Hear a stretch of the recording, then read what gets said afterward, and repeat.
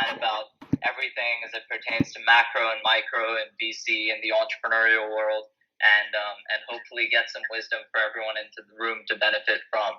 But without further ado, would love to have you intro yourself, Dan, and then we can kick it off. Sure. So I'll give you welcome, everybody. Thanks for joining. It's great to be here and great to talk to all of you. And I hope we can make this a pretty interactive session.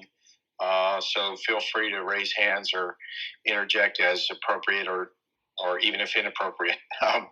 So in terms of background, my background is, I've got about 30 plus years now of technology, financial services, high growth, private investing experience. It all started way back in the early days of, or late days, I should say, of the 1990s. I was the head of MasterCard's debit group then, and then the Web 1.0 era came about. So in 1999, I jumped headfirst into a venture-backed pre-revenue startup called Shopping.com.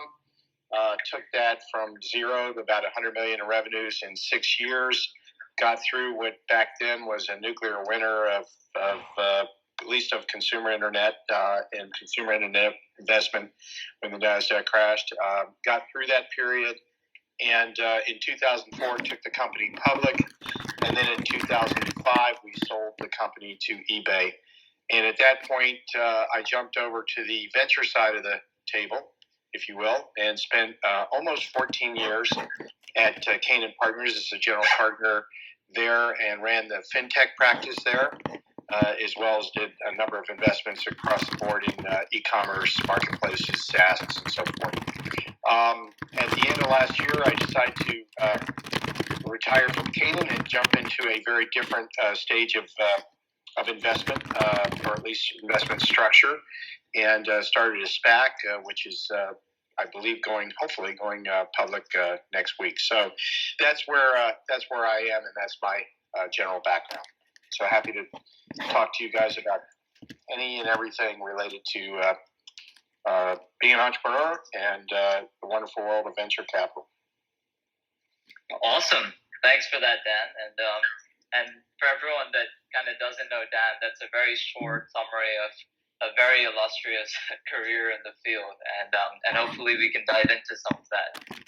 That last part is actually pretty interesting because I didn't know that you were launching a SPAC, so would love to get into that as part of the conversation as well.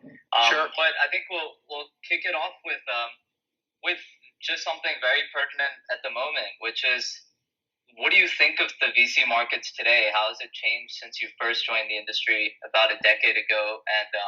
And also, how do you think it'll evolve going forward? I mean, we're seeing all kinds of very crazy things happening right now, preemptive rounds, seeing pre-seed look like Series B. What's your take on VC today, and how has it changed? Well, it's changed pretty dramatically, for sure.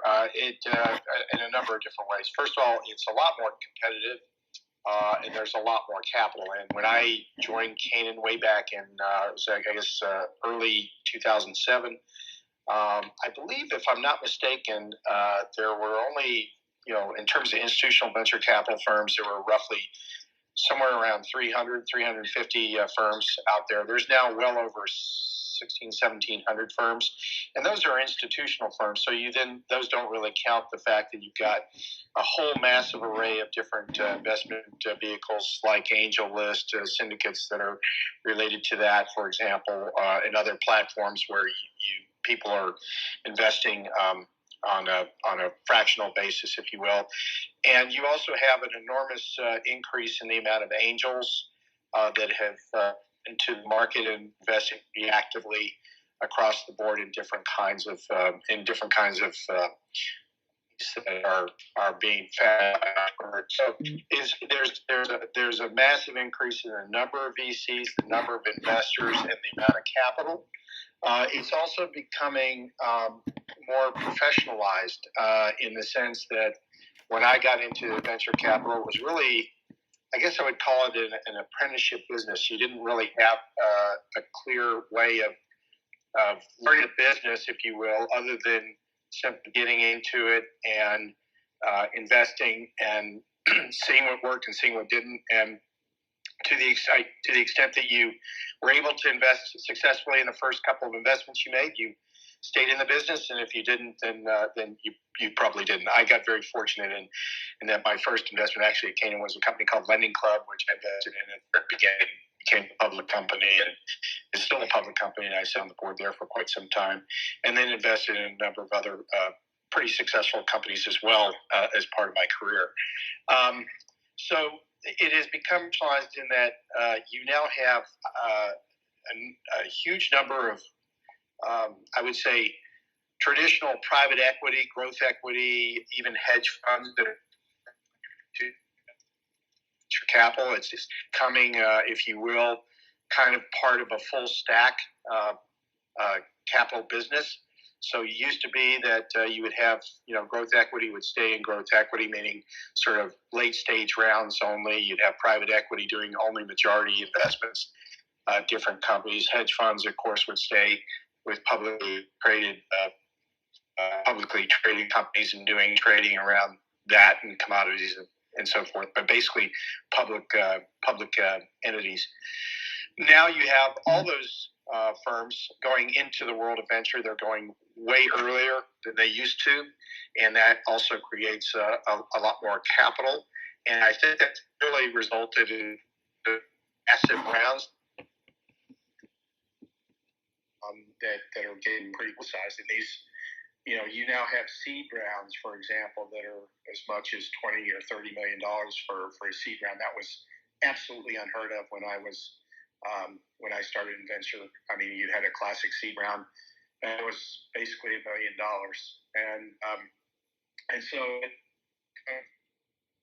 capital increasingly players that are involved in the venture capital business, if you will, has been completely different than when I started. And I'm not sure if it'll have a happy ending or not, to be candid, but it's certainly a good time to be raising money if you're an entrepreneur. There's just a lot of it out there. Yeah. No, I definitely agree with a lot of that sentiment. I mean, from what we're seeing at NeoInvest as well, the deal flow and the types of companies that are raising and what rounds they're raising at. We recently spoke with the CVC. They said they were looking at two companies. One was pre-revenue, $200 million post-money valuation.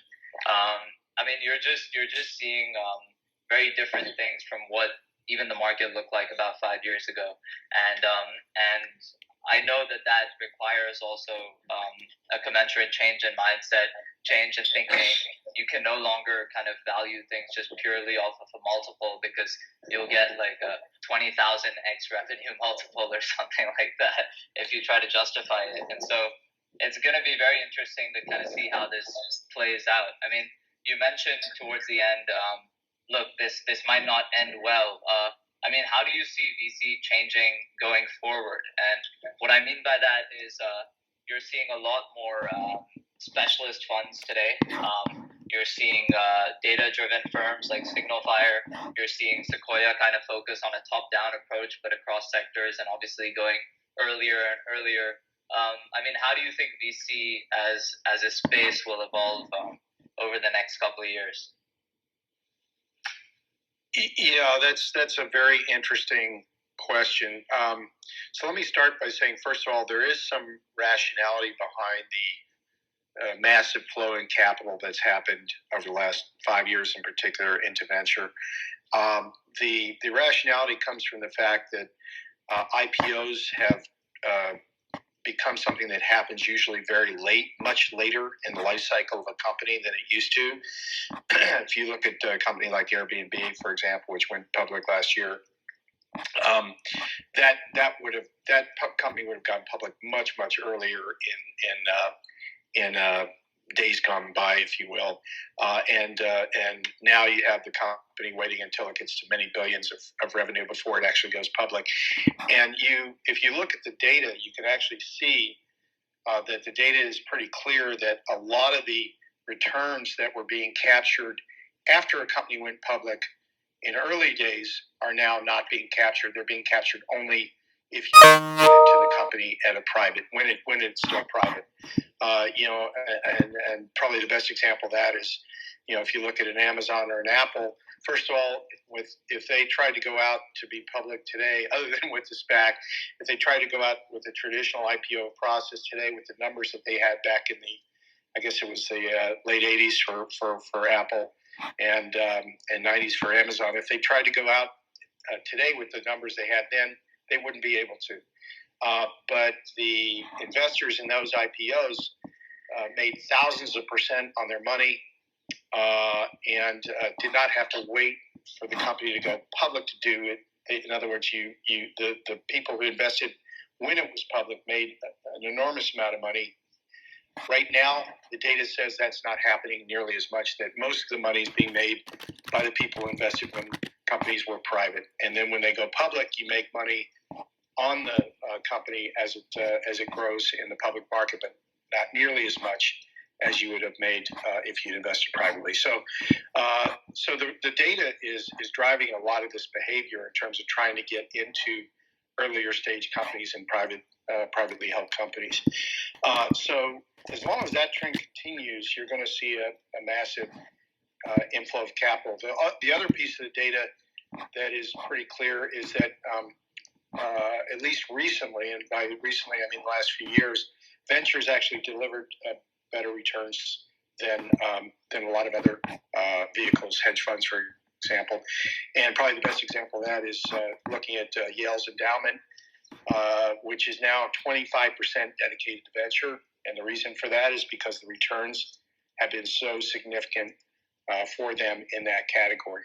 So all those things are driving a lot of money and a lot of activity towards privately held earlier stage companies. How long can that last? I don't know.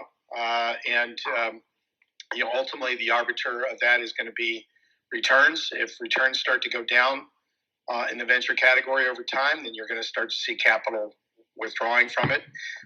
There was a time way back in the 90s when everybody was pouring money into telecom, what were called CLECs back then. Many billions of dollars. That didn't work out so well, but on the other hand, it did build the backbone of the internet by laying lots of fiber cable and with a lot of bankrupt companies, to be sure, but the fiber cable was being laid nevertheless, and certainly was a good thing for society. So I think that all the many different kinds of companies that are being formed now, that are being funded, I think ultimately is a great thing for society. Whether it be a great thing for investors, in the long run, I just don't know. Yeah, no, that's a fair comment, and it is tough to kind of, I guess, take a broader macro call on how it'll eventually play out, especially in terms of kind of, I guess, the death rate of startups, whether that changes much despite more capital coming in, or whether it just prolongs the decline of certain companies and the rise of others.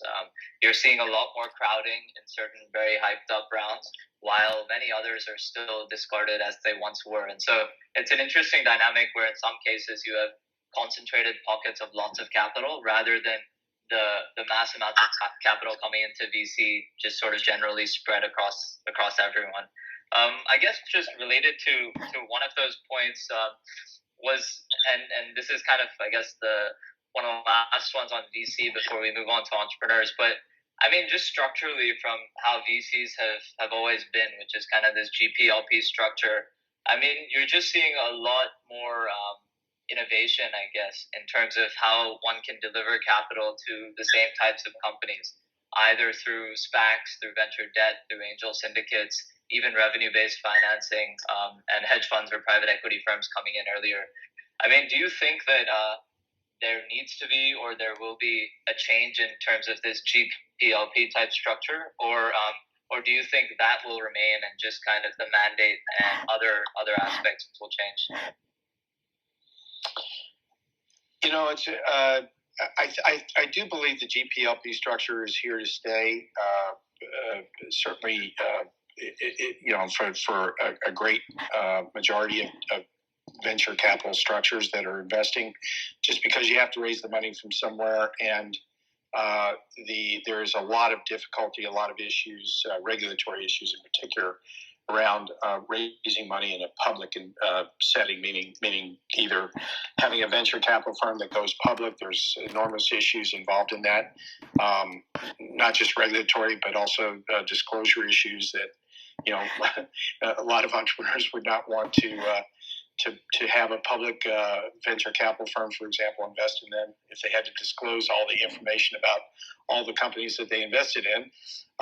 But there's other regulatory issues there as well. So it's very difficult to envision how a venture capital firm would actually be public and do well. There are private equity funds that, the Apollos of the world, for example, Blackstones, that do have some venture capital activity, but it's pretty small part of what they do, and therefore doesn't hit the materiality,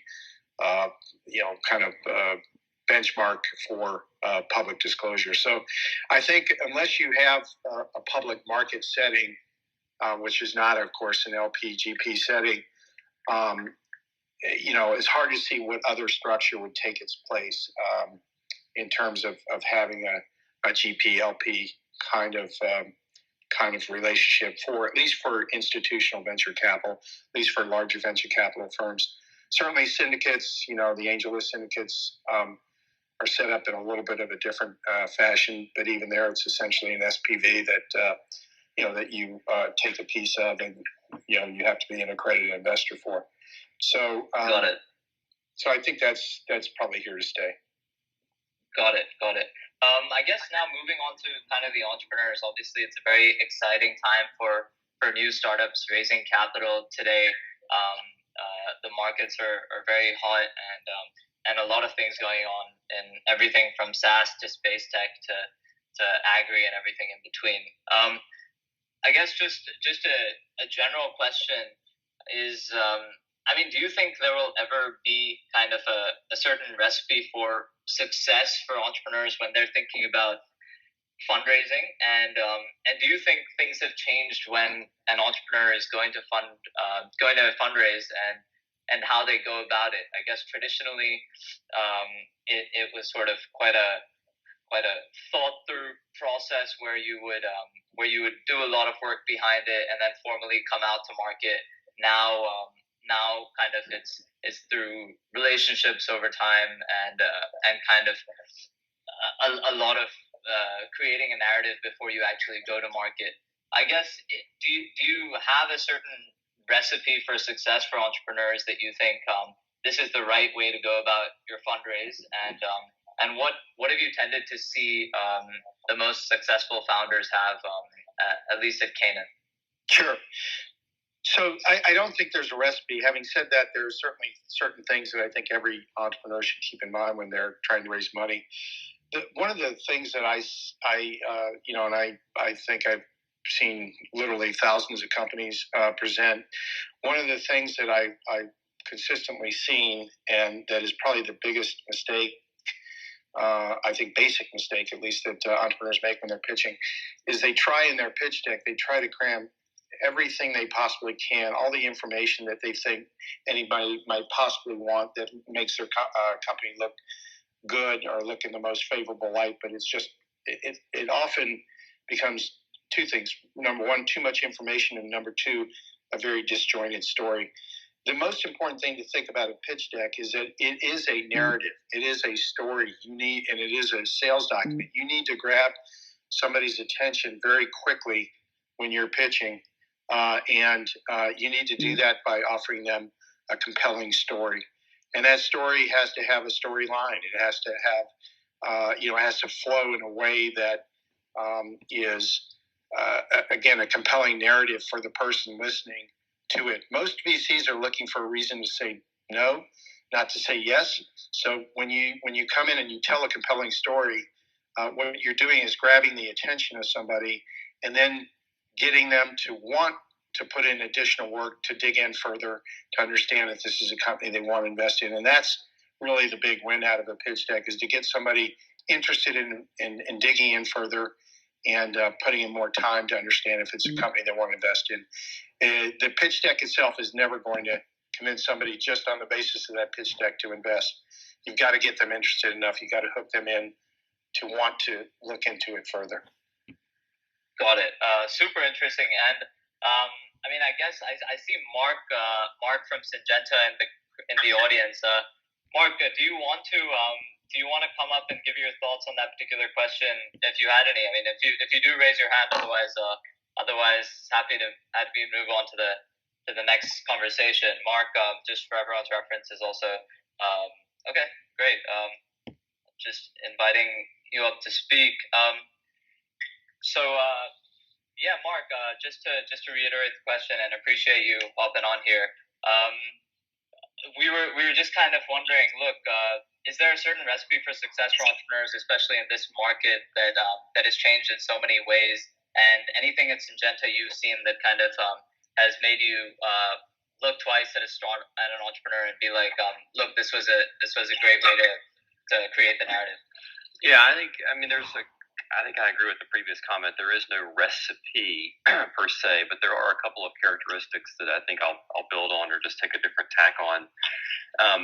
Three things that I think I look for in an entrepreneur. One would be just a good storyteller, a good narrative for the business and the reason that it's important to solve the problem that they're trying to solve and why they're the best team or the best person to do it. So there's that narrative. The second thing that I think is really important that we look for is a bias towards action.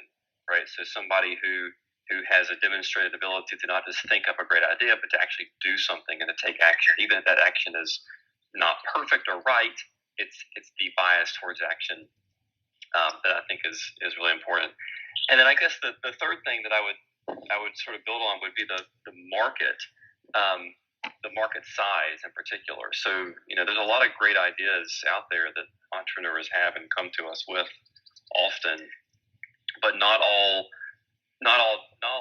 great ideas are worth pursuing because maybe the market is just too small. The problem that they're trying to solve is just not big enough to matter.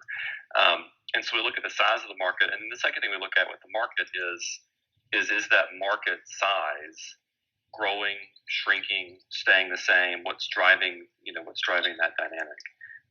So that's another part of that's part of the narrative that the entrepreneur would be trying to tell and to sell us on. Mark, it's nice to connect here over Clubhouse.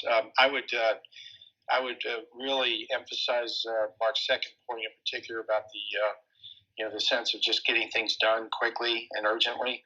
I remember talking to a venture capitalist from Bain who was on my board when I was a CEO there, and they had this is Bain Capital before they set up Bain Ventures, but they had a 42% return. I said, is there anything in particular that in terms of CEOs you've seen that have been really successful that has, that makes, that's a common element for all of them?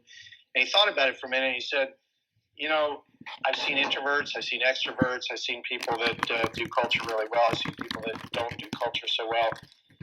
He said, but, the one thing that every single successful CEO has had that those who are not successful don't usually have is a sense of urgency.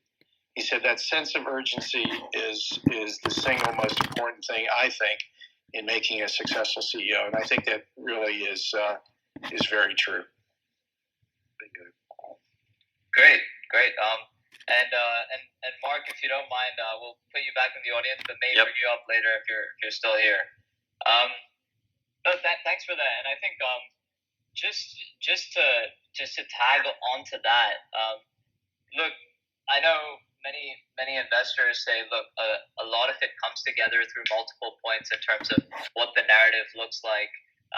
But if I could really just drill down into look, if you're a founder right now and you want to raise capital, is there a well-defined strategy for nailing a pitch and particularly a proven way to succeed in raising the amount one wants to? And I think just as kind of a similar vein to that is, how should founders think about how much money they need to raise right now? Should they be shooting for larger rounds because there's more capital in the market? And how should they think about their needs? Yeah, so I will give you the perspective from more of the traditional VC side. I do think there's different approaches from sort of friends and family or angels or things of that sort. We can talk about that as well if you'd like. But at least from a traditional VC standpoint, there's a couple things to keep in mind. First of all, the amount of money you say you want to raise, whatever amount that is, what a traditional VC, generally speaking, does is take that as 20% of the total valuation you're asking for. Usually, again, it's sort of a thumbnail rule, if you will, but usually VCs like to take 20% of a company when they put it in investment. So if you say you're raising $10 million, then what the venture capitalist thinks that you're asking for is effectively a $40 million pre-money and a $50 million post-money valuation. That's how they're going to be thinking about what you're asking for. So when you ask about how much money you're raising, it's not the absolute size of the check that they're thinking about, it's the total size of the valuation. If you ask for $5 million, they're going to be thinking about it as $20 million pre and then $25 million post and so forth. So that's, I think, important to keep in mind, because in the end, it's less about the size of the check. It's more about the valuation and the ownership that a venture capitalist gets. Again, I'm talking about traditional VC now. So you need to think about that carefully. You need to think about, do your metrics and does your background support that? There are certainly, I would say, repeat entrepreneurs or entrepreneurs who have, a background that's sort of tailor-made for the company that they're building, that can go in and get a high valuation on a pre-revenue basis. I've seen that certainly before. But a lot of times, if you don't have that stellar, background in terms of, at least on paper, so to speak, you have a good idea, but it's not really fully developed, you're going to need metrics of some kind or another to get what I would say is a good, solid valuation based on the stage of the company you're at. And those metrics don't have to be, huge. For a SaaS company, for example, sort of, again, these are all rule of thumb benchmarks or metrics. Usually you're talking about getting to $1 million of ARR as sort of a critical benchmark for funding a company at a higher valuation versus a lower one.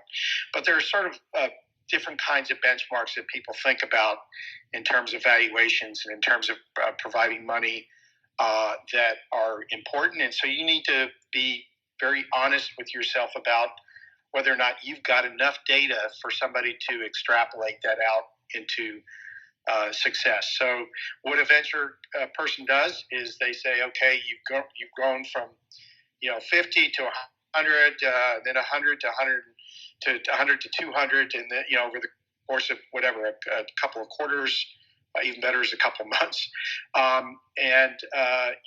Can I now extrapolate that out to say you're going to continue that kind of growth rate? That's what somebody wants, is to have enough data, enough metrics to be able to, at least in their own heads, to be able to say, I can extrapolate out that this company is going to continue to grow that fast. And at least they've got 2 or 3 or 4 data points to prove that. So if you have that, you're in much better shape than if you only have 1 or 2 data points. Got it. And yeah. So sorry, go ahead. Yeah, so that's I think you have to as not, there is a lot of capital out there, but to your point, I think you said it earlier. It doesn't mean you just sort of throw your hat in the ring, throw out a pitch deck, and all of a sudden money comes. There's still a lot of work and effort required, and more importantly, a lot of self-awareness required about what stage are you really at with the company, and how much of a valuation can you reasonably expect to get. Got it. No, definitely. I think I agree with especially that point around, look, you have to think about dilution and what valuation you're basically saying when you go out to market. It's not just about the amount of capital that you're raising, but also what the commensurate valuation would be and whether that's too expensive relative to your previous round or not. I guess just for the benefit of everyone who's just joined, and just to kind of recap, we're speaking with Dan, who was most recently a general partner at Canaan, one of the largest and most successful VC funds globally. And he sat on the boards of companies like Lending Club, Circle Up, and other leading companies. What I wanted to ask you is, can you tell us one of your biggest learnings on how to be a good venture investor and how to build a firm like Canaan? What about your approach has made you consistently successful? Sure. Well, I guess I would say a couple things on that. First of all, in terms of being a good venture investor, I think the most important thing to keep in mind is when you're a venture investor, you're a coach, you're not a player. And I do see sometimes some venture investors get confused on that, particularly those that have had an operating role before. I confess, when I first got into venture, being an operator as a former CEO, that was a hard thing for me sometimes to fully immerse myself in the fact that, hey, you're not the one operating this company, and it's very, very bad for you to try to operate in any way this company. Your role is to be a coach, to help guide and facilitate the entrepreneur's success. It's not to get into any kind of operational area. I do actually think one of the boards in general. I believe boards can certainly help facilitate success, but they're never responsible for the success of a company. That's really the entrepreneur. However, I do think boards can help a company fail. Unfortunately, I've seen that before. So I think, and usually one of the reasons that happens is because, there could be fighting among the board, but there also could be too much dabbling into the operations of the company, too much trying to be operators and not coaches, and not guiding and being a facilitator as opposed to somebody who's trying to operate the company themselves. So I think that's a really, really important thing for people to realize. In the end, you're a coach, and if you feel like you can't coach the person properly or they're not doing the job well, then you have to get yourself a new player. But you're never playing yourself in the sense of helping to operate the company. That's a terrible mistake in my view. So I think that's probably at least one of the most important things that I see in terms of being a good venture investor. In terms of building a firm, I think there's a lot of the business used to be an apprenticeship business and a little bit almost home brewed, if you will. It's now become, again, as I mentioned before, a lot more professionalized. And I think the need for having data and building up as much data as you possibly can around companies, around the type of investing you're doing, is absolutely critical. I actually think one of the companies that's done this, one of the firms that's done this best, they're a very quantitative oriented firm, is Coach U. Coach U was a hedge fund and a quantitative trading fund, and they've gotten into venture and growth equity in a big way, and they've taken that whole data approach and data science perspective into their venture capital investing as well. They build up a massive database of companies and all the characteristics of those companies that make them successful, and try to look for companies that match up against those parameters and do that in a very data-driven way. I think that's pretty impressive, and I think that's the kind of thing that you need to have in today's day and age as venture itself becomes more professionalized and therefore more data-driven. Yeah, that's super interesting, and I think that's part of what the first question was about, which is, look, where does VC go from here? It becomes potentially a lot more data-driven, much less sort of qualitative gut feel, what's the look and feel of this type of company, and much more, look, how have like kind of the 5 or 10 companies before this in the same sector done? What's the sector looking at right now? Is it too frothy? Is there a good niche that they're in? And many other things that you can get hard data on. I guess just one last question, and then we can kind of open it up to the floor if anyone has any questions, is Is there something you wouldn't tell an entrepreneur if they were pitching you, but you would tell them if you were mentoring them on, say, Neon Vest, for example? Well, I guess I would say that a couple of things. I think it's very important to be respectful towards any entrepreneur, such that when you're listening to that entrepreneur's story, to that entrepreneur's pitch deck, that you're listening, you're paying attention, and you're listening.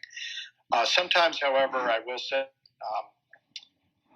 I've been in pitch meetings where after the first 5 or minutes or so, sometimes less, sometimes a little bit more. It's very clear that the entrepreneur has a very disjointed story, is not really clear about a lot of things.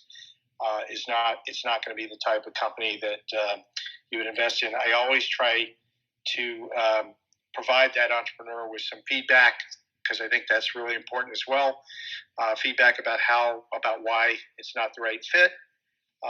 But sometimes I would say that I'm maybe more gentle than I would be if I were to be completely candid with a company. And one of the great things I found about Neon Vest actually is when I talk to people, I can be very candid because they're coming to me for help, not necessarily to pitch me for an investment, but as you guys know very well, it's a mentorship network, and to be able to provide that mentorship without having to frame it in the context of me making an investment, but simply to provide honest, purely candid back on how they can be better and how they can tell the story better. That's something that I really enjoy doing. It's something I've done as part of the Neon Vest network, and hopefully something I'll continue to do. But it's hard to be completely candid when you're listening to a pitch and wanting to respect the fact that somebody's telling the story. You can give a little bit of feedback, but you can't necessarily give a lot, and maybe not as candid as you ordinarily would in a Neon Vest setting, for example. But Dan, wanted to get to a rapid fire round. What this is it's basically one-word answers very quickly. We'll ask you the question and want you to respond immediately. We haven't obviously. Now you're scaring me, but we'll give it a shot. Okay, great to hear you're up for it. All right, so let's begin. Most exciting company today. Oof. Has to be quick. Yeah, you are, yes. Look, I think they're. Well, I guess I have to qualify that. You mean private or public? Private. Okay. I don't have a single company that I would point out as the most exciting company. What I would say is that there are a number of. Let me say it in a different way. We can move on as well. And just let me throw one out because it's a company I've been looking at and that I invested in previously, and it's just become something that I think is super interesting now.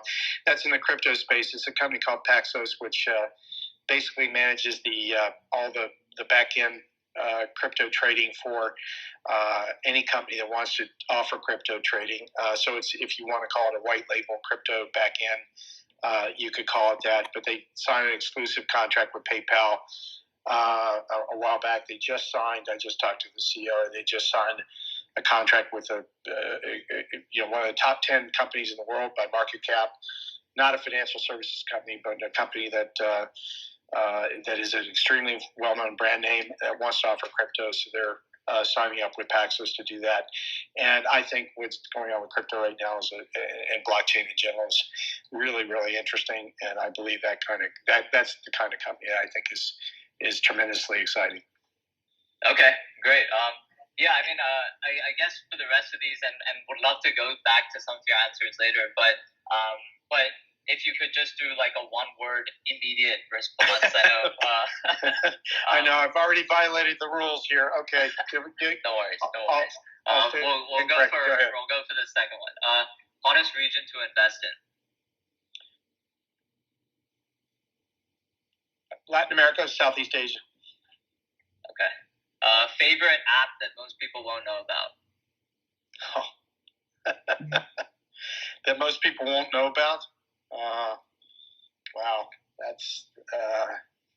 I'm in a, I don't have a I don't have a good answer on that because most of the apps I use are ones that most people use as well.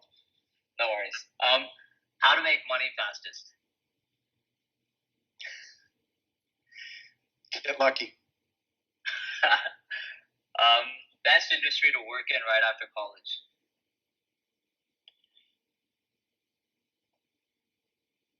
Tech. Okay.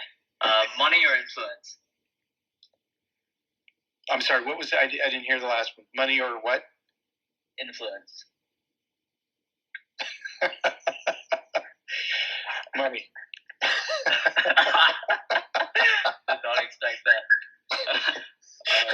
Your advice to kids: be a founder or investor?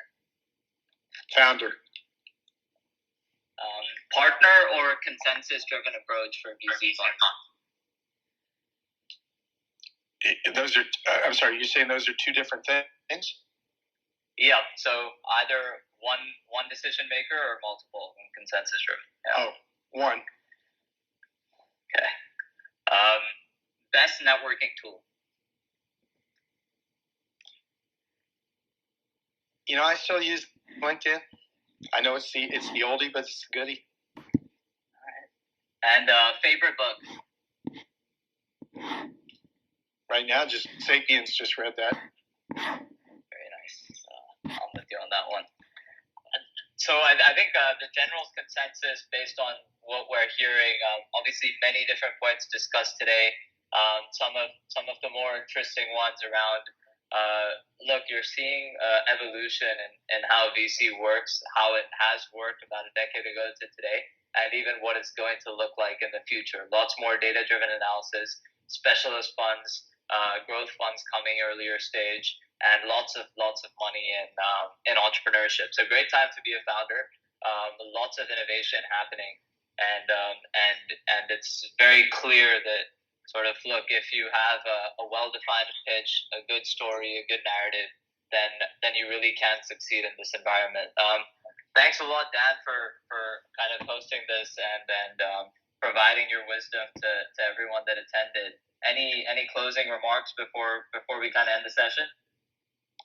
No, just that I enjoyed it very much. Thank you for the invitation, and again, I will call out what you guys are doing once more.